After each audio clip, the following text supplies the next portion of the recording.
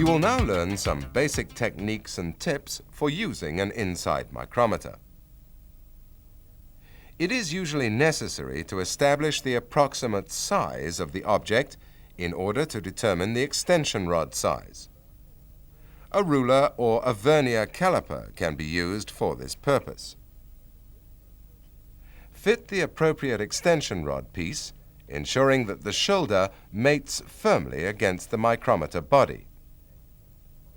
Next, adjust the thimble scale to read 0. The overall length of the instrument must now be checked against a previously adjusted outside micrometer. Small corrective adjustments can be carried out by carefully turning the anvil inwards or outwards. Now, holding the instrument with your fingertips, insert it into the space to be measured and rotate the thimble until the anvils contact the workpiece surfaces. Gently rock the micrometer from side to side whilst holding one anvil firmly against the surface. Simultaneously, tip the instrument gently up and down as you gently turn the thimble outward. The skill of inside measuring comes by feel.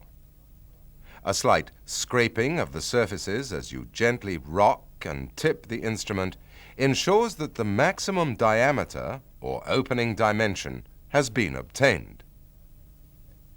Carefully extract the instrument without turning the thimble in order to take a reading.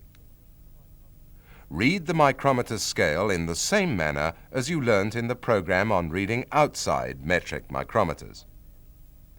Then, add the extension rod minimum reading. Always remember that you are interested in the overall reading, which is the distance between the two anvils. Now, this skill takes a little practice, so it is suggested that you now use your inside micrometer to measure objects for which the values are known. When you consistently obtain the same reading, then you can be sure that you have mastered the skill of using and reading inside micrometers. You can learn more about precision measuring instruments by viewing other programs in this series.